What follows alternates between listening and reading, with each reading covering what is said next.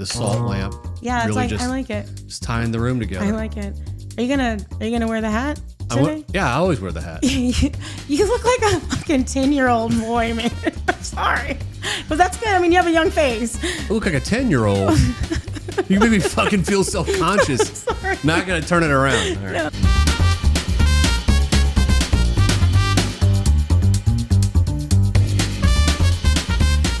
All right, we'll turn it around.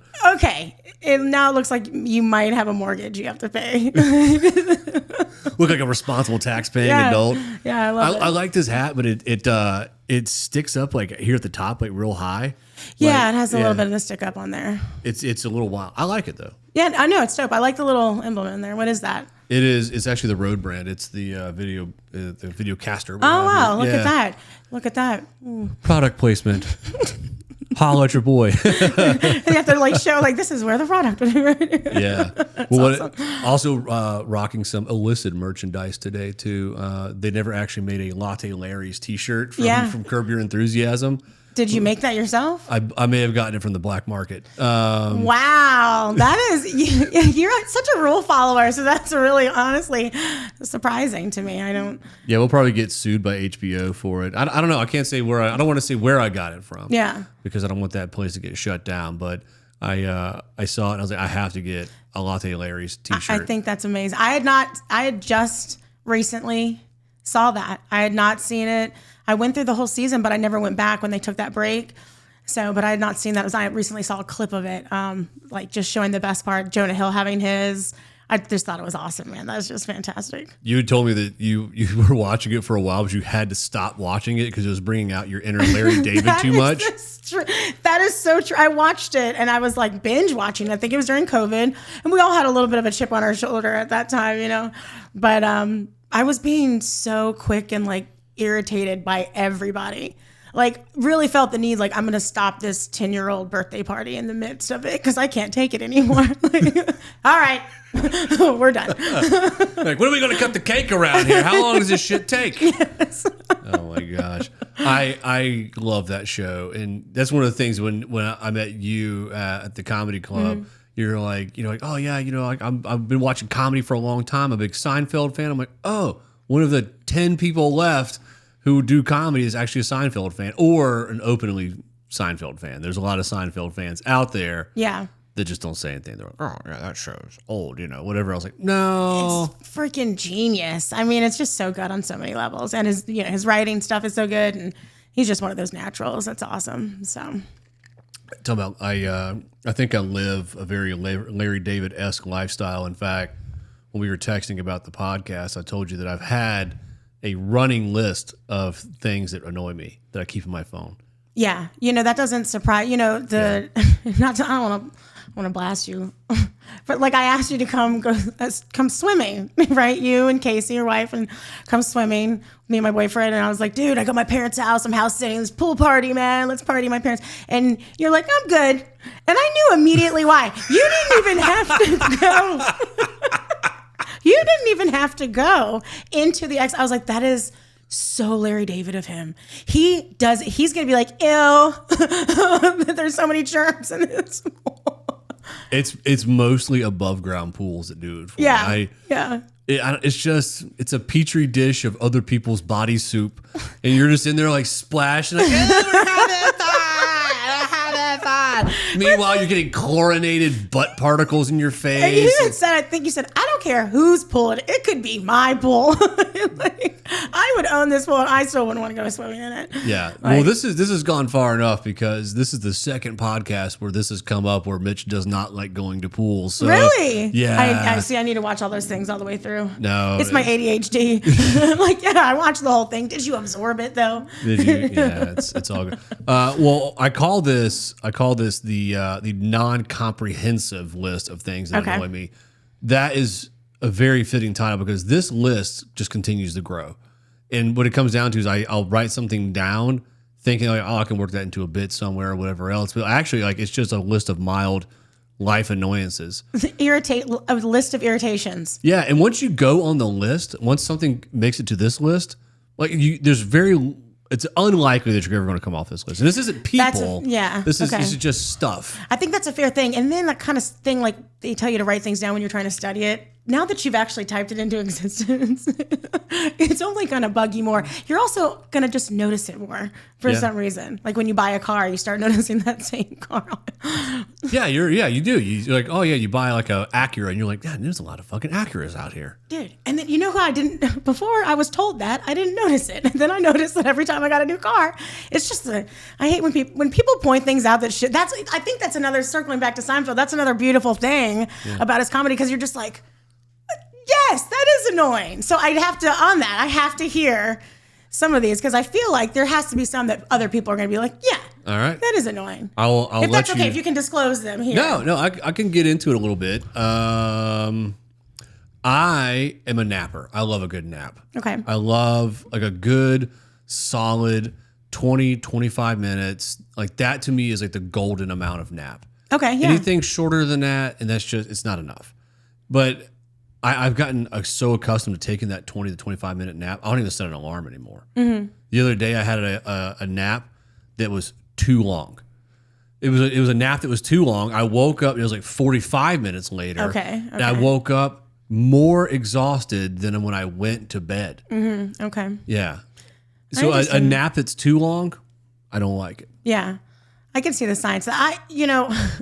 I don't nap much anymore. I used to. But when I did nap, I was like, dude, if I don't nap for at least 3 hours, it's not a nap. And I remember somebody told me, that's falling asleep. That's just sleep.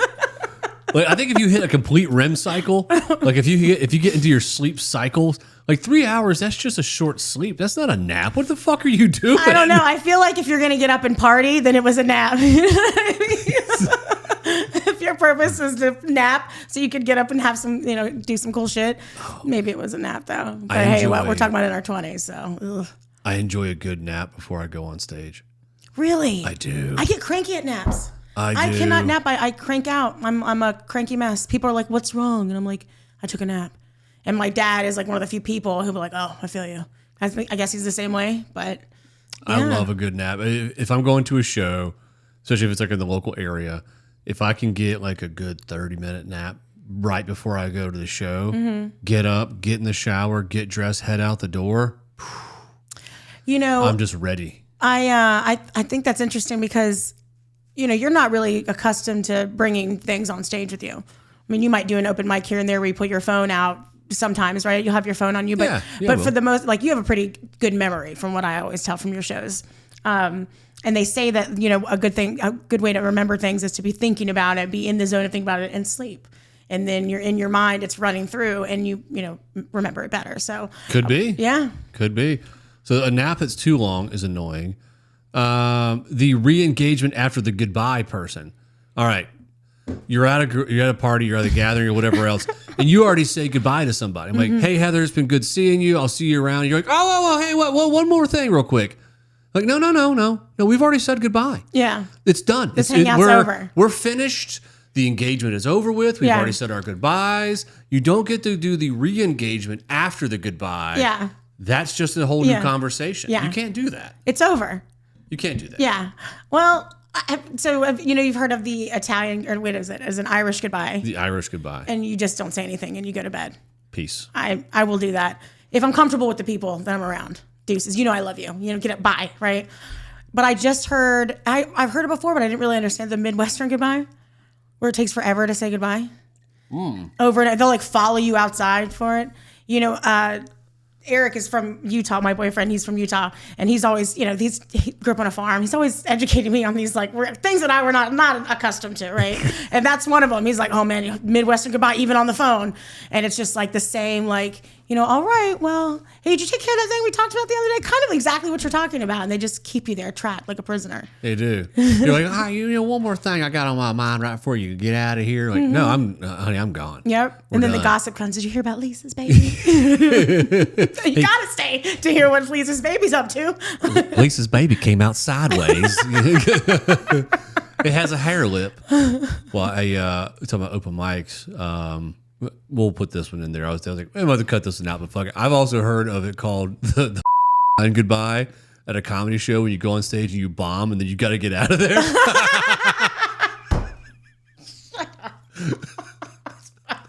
That's pretty fucked up. Yeah, you're gonna cut that. Maybe I'll beep it out. Maybe, yeah. Yeah. Let's see. I like that though. I like that you can cut things out. That makes me feel way more comfortable. To be honest with you. Power of post production. Yeah. Yeah. Someone's gonna watch this. Like, I want to know what it's called. Like, find me at one of the shows. All right. So this one is a 2-part. Right. The book was better than the movie person. Oh my. Oh, Mitch. I can't even because first of all. I do numbers. I don't do letters. Okay. I'm not a big reader. Okay. I don't say to myself, God, I can't wait to read that book. I just don't. You know what I mean? Like maybe a self-help book if I'm feeling down every once a year or so. But like, no, I don't. And they always think they're better than you. They do. That's what really fucks me up. They're like, oh my God, you got to read the book. Like, I don't have time for this. Yeah, you don't do words. I do words. I can read. I love to read. I just don't have time for this shit. Yeah. They're like, oh my God, the Lord of the Ring books are so much better than the movie. Like, I don't have time for this shit. Yeah. That's a year's worth of reading. I could watch the movies in an afternoon. Right? Do it over the weekend thing. Make a little party out of it. I may have some fun. Yeah, I can't. I was so. To me, it's the equivalency, right? Yeah. If somebody's like, "Man, I really love a steak," right? Well, have you tried growing your own cow yet? It's like, okay, somebody at the movie theater or at the movie production companies have already done all the hard work for you. They've taken all of these books, shortened it down, gave you the cliff notes, put it into a movie that you can sit there and watch and fuck around on your phone. Yes. All right? Yeah. It's like, why would I read all the books? There's already a steak cut at the store. Yep. Why would I have to start with a calf and just work my way all the way through just to get the exact same thing? Okay, and I love this analogy. I'm going to go into it deeper, okay? And I don't need to beat this dead cow. But nice. Thank you. Nice. Then you get attached to it and you name it. And you know these little fuckers that keep all their books? Creeps. Like, are you going to read it again? Do you think the ending changed? You know what happens at the end this time? You know, they make it. Like, no. And then they keep them like trophies. It's interesting because they're snobby. Granted. I do have a bookshelf full of books. Never read any of them. I'm going to say unread. I like to buy them used, Mitch. So they look like... You go to used bookstores not to get a good deal on a book, but to buy a book that looks like it's been read. That's correct. Yeah. I'm tricking people. Catfishing. Yeah, but it's like I picked the wrong books too. It's like the Babysitter's Club. It's like... That's not impressing anybody. Gonna go to your house, just be like a book on the shelf, like, please don't kill yourself. Like, Heather is really on the edge right now. And you're like, no, I've never read that one. I got it at, whatever fucking used bookstore. Okay. All right. So that's part one. And then the second part is the I can't believe you haven't seen XY movie yet. How could you not person? Okay. All right. So this one is, I'm going to put it out there, going to get a lot of hate across the interwebs for this one. I have yet to see one full Lord of the Rings movie or one full Harry Potter movie. What? Yes. I was with you on the Lord of the Rings because you can get a little lost. Like after the Smeagol thing, like it gets a little, you're like, ugh. I don't have time for this. If you you're just trying to consolidate. You take 25-minute naps and feel good, right? You can't read a series of books. You don't have time, Can't be bothered. Then you can't actually watch the really long movie about that really long series of book either because you don't have the time for it. I don't want to watch 8 fucking movies. I don't have time for this. But the last 2 are split. So I will say there's a few TV series that I will watch over again. And Sopranos is one of them. Okay. Yeah. Okay. I fuck with Sopranos. Okay. I love it. In fact, like right here in this blank spot on the wall, I've been saving this. I think I'm going to get a Tony Soprano print to put right here. Nice. In the studio. Okay. Yeah, Casey's got all her stuff that she loves. She's got all these like little prints. She went to the Wicked thing, and she's a big Beetlejuice fan, so she's got all those pictures. And then these are all just ones that I really like. We got this one from Carlos Tolentino downtown at Gallery 13. Oh yeah, that's awesome. And then my Johnny Cash one behind me. That's just my overall feel. I love that picture of Johnny Cash. I love it. Love it. What else you want to do a couple more on the list, and then we'll see. QR code menus. Fucking hate it. Dude, I do too. I'm not a fan of that. Like, don't force me into your future, man. Like, I'm like, it's so impersonal. What if I didn't bring my phone in because I wanted to enjoy lunch or I'm avoiding somebody? Like, you know what I mean? So honestly, like, I don't want to navigate your fucking webpage. Yeah. The exact same thing. I understand. This is one of the things that's left over from COVID. You know, like, oh, we can't touch menus and shit anymore. So here's a QR code. Scan it with your own phone. Like, no, motherfucker. Yeah. This is my data plan. Give me the menu. Let me ask you something. When's the last time you heard, oh, we haven't had that, or we can't have that since COVID? Other than the QR code, like, have you run into something? And I'll give you an example. I think it was beginning of last year, beginning of 25, because I've complained about it for months. Beginning of 25, somebody said to me, no, they didn't have tater tots because of COVID.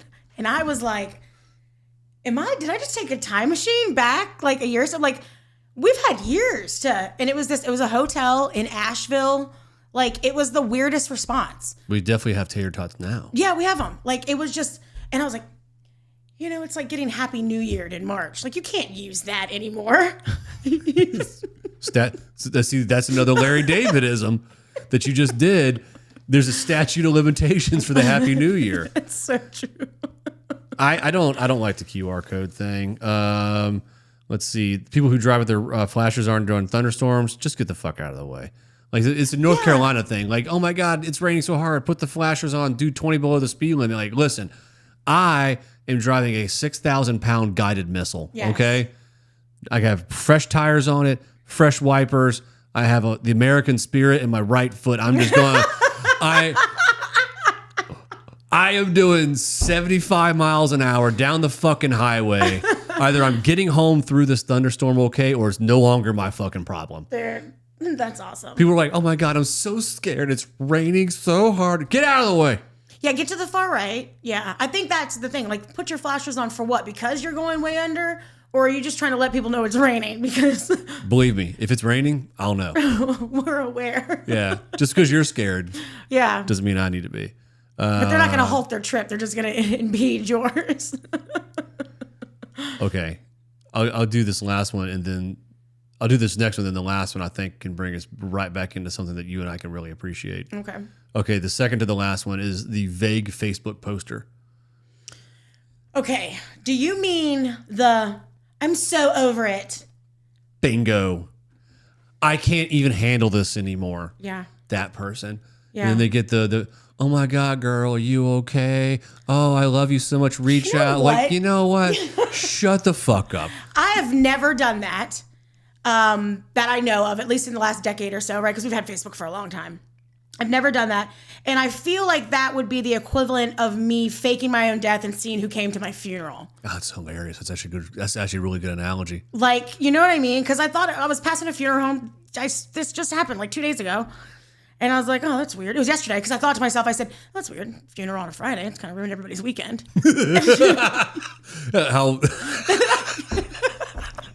How inconsiderate of you to die on a Wednesday. But then I thought, I don't give a damn what day I die. I'm making my funeral on a Saturday, right at 4:00. So you can't pregame, and you don't have time to go out after. I'm ruining your whole weekend. No. But no, I saw there's a bunch of people. You're thinking too small.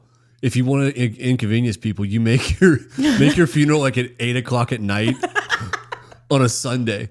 So basically, you're messing their whole week up. You have no time for grievances. All right, you go, you bury somebody. 9:15, you're back home. You got to shower and get in the bed because you got to be at work on a Monday, right?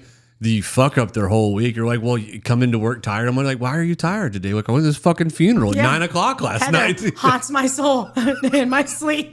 The guy was a real asshole. Yeah. But I thought, there's a lot of people. And I was like, parking lot's full. And I was like, but is that a lot of people? And how many people do you think are going to come to your funeral? And then I started thinking about all the random people that are real nice to us trying to get stage time, right? I really hope after I die, there's like 20 or 30 people there that treat my funeral like an open mic. I was just going to say, if we tell everybody it is an open mic, I bet we'll have a hell of a sign up. We're going to run the bucket one more time. Like, sorry that for your loss in the Fowler family and everything. But hey, do you mind if I do about 10 minutes real quick? No, but everybody puts their name in the casket and we drop them. I just got my hand holding the bucket up. Just rigor mortis settling in. You're married. These are the things that you and your wife need to discuss and put down legally on paper. Yeah. You know? Dude, that's hilarious. Yeah, maybe I want my funeral to be like an open mic. Yeah. Yeah. Yeah. The comedy casket. You know, it's fun.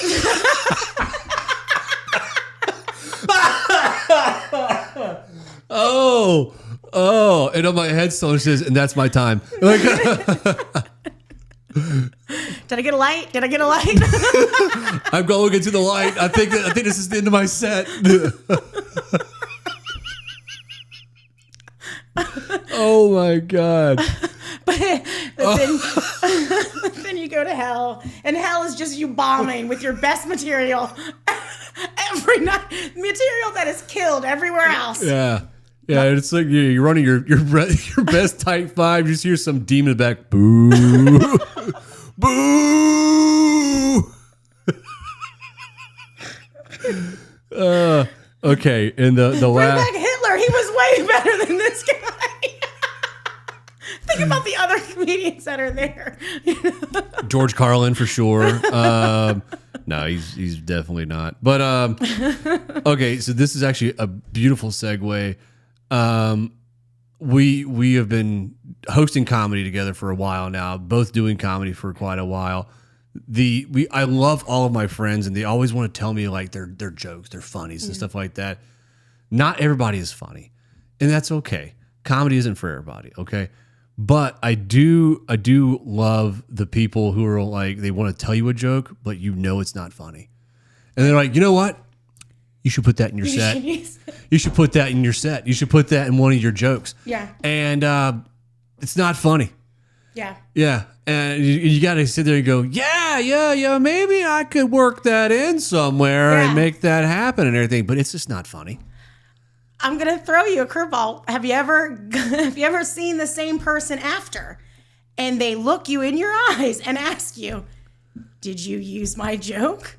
You know, I haven't. Okay. But now that if I do, I'm like, yeah, I used your joke and it bombed. Like, thank you. I'm never getting booked again at the club. Thank you for telling me to use your joke. They hated it. There was a pitchfork there. And they lit the place on fire. You know what's funny is that I think the type of person that tells you the joke, that says that you can use it, that expects you to use it on stage, wouldn't even believe that. They wouldn't even believe. They would hear that. I've dated a lot of narcissists. Like, they wouldn't even hear it. They would be like, whatever. You just didn't tell it right. How'd you hit the punchline? I'm over here eating ice now. Yeah. One of the things that you hate when I do it on stage, co-hosting, you're like, oh, you fucking men always you do whatever you want. I was like, yeah, I'm hungry. I'm going to have a pizza on stage. It's a whole thing. Guys can do whatever. You guys age better. You can eat on stage. It's like, and on top of, trying to survive as a curvier woman in this world, I can't get on there. My dream is to go to a fair and just simply buy a turkey leg. Just walk around with the rest of you people. I think if you came in there like one night with like a giant milkshake and just powered through. I'm not sure if you're lactose intolerant or not. Look at me. I'm not fucking lactose. To each their own. Just spit. I think you really just I need to make a point. I think you need to come in there with like, just the sweatpants on. You always talk about like the gravy stained t-shirt. Yeah. And then just like a huge fucking milkshake. Just looking a fucking mess, and just push through an entire show. I don't know what people would do. Probably not care. That's probably true. And in your man mind, I bet you believe that that's the case. But I think I would have about 12 girls come up to me, ask, are you okay? Are you okay? If I showed up to any comedy show wearing sweatpants, a gravy-stained white t-shirt, and drinking on a milkshake, not a single guy would care. No, they wouldn't. They're like, hey, Mitch is here. Yeah, and they'd still laugh at your jokes. Yeah, of course. Yeah. We've had a couple girls that's their niche. They're kind of like, rougher around, the edges and stuff. But for the most part, it's like that, I've changed like 3 times trying to look my best. I'm on stage, Not me. I know, dude. I work with you every Thursday. Every other Thursday. No, I still follow one of the like golden rules for men, like no shorts. Like I was watching Kill Tony recently, and I think even Tom Segura said it on there. It's like this guy's doing comedy. He's wearing shorts. The guy was funny, but he's like, don't. Tom's like, don't wear shorts. Wow. Okay. The people just look at your legs. Are just really offensive. You know, nobody's listening to your jokes. We're all just like looking at your shorts, and I think that's true. There are a few comedians that can pull it off, right?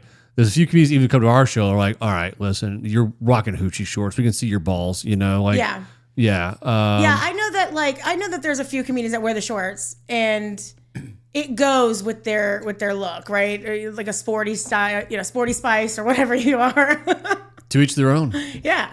Yeah. I don't wear shorts, so I will do that. And I always wear a nice shirt. I don't know. I think you always look clean and put together and everything. I mean, that's it. You're your own product. I mean, every once in a while, if I go to an open mic, I will just wear like joggers and a hoodie. But whatever. Yeah. So yeah. But don't you feel different when we've done the shows where you've worn a nice button up and some jeans? I mean, you don't have to wear the whole suit. Doesn't it feel better for you? I feel exactly the same level of funny.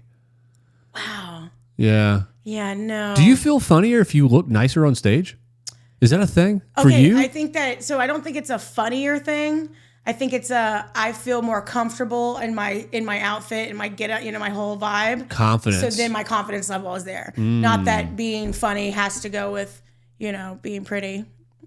Sorry. Sorry, let me try that. I gotta work on my duck lips. Maybe I should hit a punchline like that, at the end of it. And then like they tasered her. Uh-oh. We got somebody running around in the fucking driveway. I get these all the time, man. Like I was over. Is it somebody or is it like a bird or something? Oh yeah, it's somebody. Yeah. I get those all the fucking time, man. Like they scare the shit out of me. Like in the middle of the night, you get like a rabbit that runs by and it's like something in your driveway. You're like, ah! Yeah. Well, I would say like the whole eating on stage thing, I would equate it to like sleeping naked for the first time as an adult, right? Okay. It feels weird the first few times, right? Okay. Yeah. And then you just kind of get used to it. Yeah. So like how would that feel if you were eating a turkey leg in bed naked? Is that what you're... Well, honestly, I don't eat anything in bed. Anything. Okay. Are you trying to set me up for this, Casey? Nothing. Yes, that's a dining room table thing. Everybody knows that. I am never eating dinner over here again. Thank God. You're terrible company. Just leaving gravy stains everywhere. Complaining. Where do I put my plate? I think the first time we did ever eat anything together, we were at a show in Wilmington. They had food trucks. And I was like, I don't know, it was just a little salty. And then the bread was a little smushy. And then, the whole thing was just falling apart, whatever. And you were just near me listening. And we did... Was that the rooftop place? No, it's the one that was right there downtown. They had all the food trucks. They had something going on downtown that time. Oh, yeah. We would have that Louis T show. Louis T. Yeah, that was Louis T show. Yeah. God damn, it was hot, too. Yeah. Oh, my God. Yeah, I'm sure being so hot, man. Yeah. And just, you're like, that's back when I was drinking still pretty hard before every show. And I was like, I can't do it because this is already at a bar.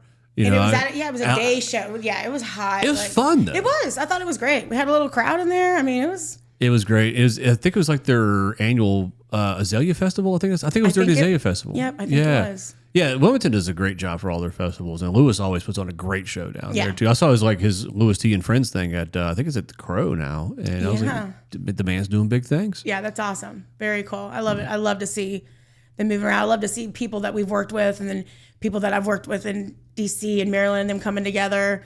Loca Chica, the young lady that came a couple years ago. Oh, Chica Loca. Yeah, sorry. Well, yeah, a little. She's awesome. You're a little dyslexic there. It's all right. I am. Do you know that?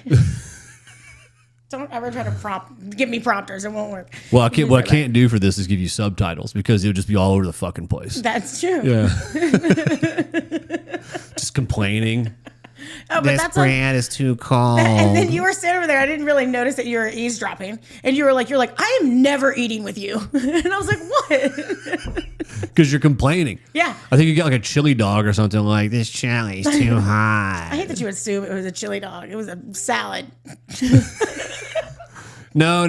It was it was definitely like 6 corn dogs. It's definitely not a turkey leg. What's with you and the turkey leg thing? Because it's a dream of mine, man. Because for years I've been going to fairs and stuff, and I see these people.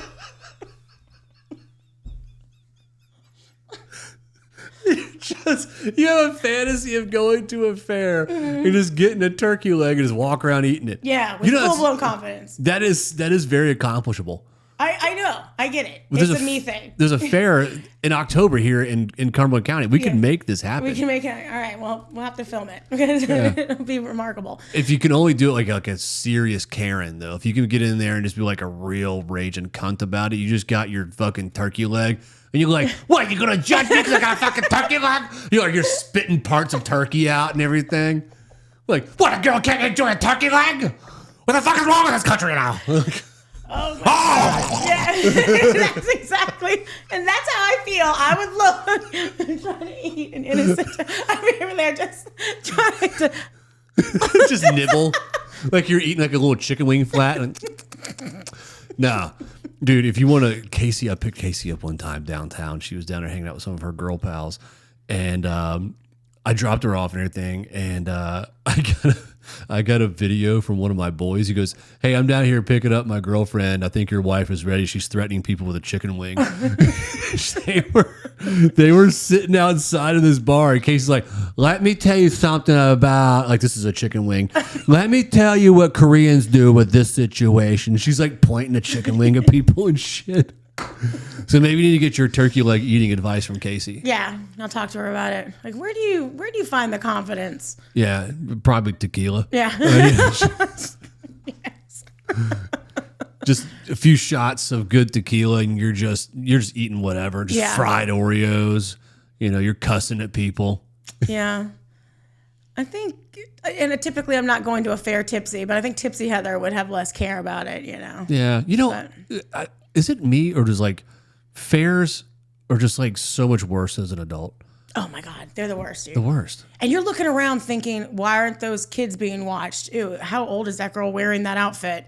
You're seeing all the other things. And you're not seeing these lights and like, oh, this is awesome. You're seeing like this guy like crank this thing and these kids about to die. And I'm like, this is so unsafe, man.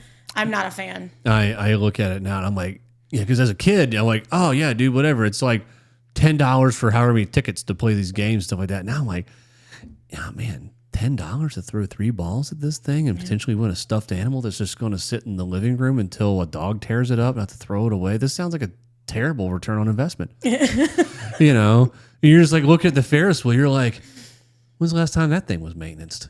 Like just, I don't know. There's some throw up right there. Yeah, it's just not. I love a good theme park though. Totally different. I fuck with a theme park. Yeah, I mean, hey, and you get it from the price difference. You know what I mean? They're not popping up. They're not able to load up the theme Disneyland in a bunch of trucks, and move it from town to town, spreading STDs everywhere they go. Could you be a carny? Could you travel with the circus? Absolutely not. Yeah? Absolutely not.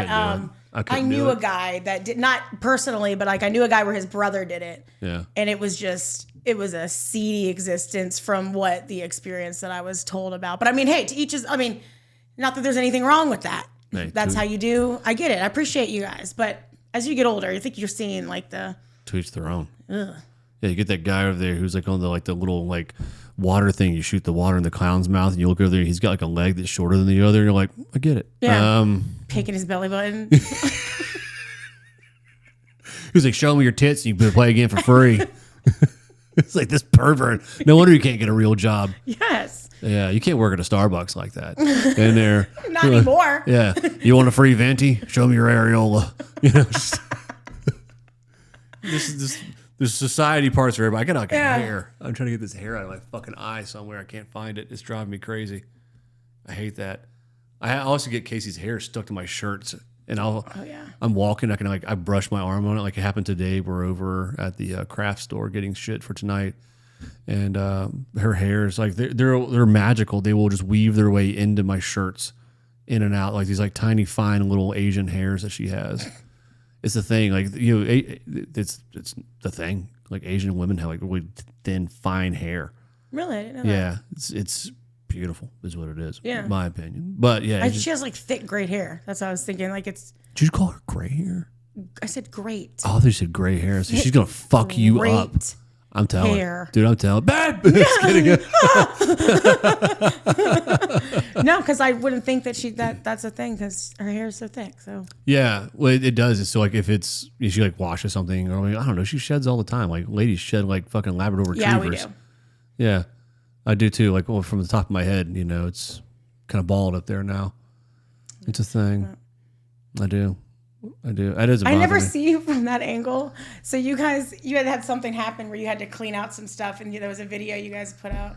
Oh yeah. And I was like, "Who is that?" Oh, it's Mitch's bald head. I thought you had hired somebody. Yeah. And it was you. I was like, dude, no. And it was funny because I was like, I didn't think anything. I was like, oh, that is the top of his head. I never seen the top of his head. Why would I? Yeah, it's like I walk around like a bull, like. Well, I like that because you showed me like how to show our chihuahuas the top of the fridge and things like that. I do. I still do that. Perspective. I pick up Bruce and I showed him the inside of the fridge the other day. His little bean toes, like I was walking towards the fridge and he put his little feet out. I was like, oh no. He's like, don't put me in there. Like, no, I'm showing you the drink drawer. It's down here, and this is where we keep all the lettuce and the grapes, and this is the meat drawer. You might like the meat drawer's cheese in there. And he's cheese. When's the next time you're leaving the house? Father, get the little step stools up here.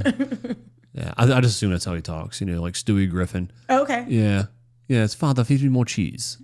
I could see that. Yeah. Yeah, I couldn't even put a voice to Ragnar. Just goober. I was thinking, hey guys, what's going on? Hey. Did you see that ball outside? Yeah, ball? That was ball. Ball outside? He's a goober. All right, Heather. I always give the guests the final words, any words of wisdom or anything you got coming up soon for the comedy world. Yeah, well, this Thursday, the 16th, we've got Dr. Anna Lepley coming to the Comedy Couch, which we're excited about that. And I'll do the opening on that. And we got some other female comedians coming out, Crystal Moe and Samantha Lukashevitz. She's awesome. And so we really got some great comedy, and then still keeping the bucket open too. Yeah. So that's exciting. So, just keep being funny. And if you think you got something to say here in local Fayetteville, put your name in the bucket every other Thursday. And the only part I have left is somebody out there, for the love of God, get Heather a turkey leg at one of these shows. I will help you. I will pay for the turkey leg. Just bring the turkey leg out. Let's make this thing happen. Let's check a bucket item for Heather Burby. I need a fucking turkey leg. Anyways, peace. All right. Bye, guys.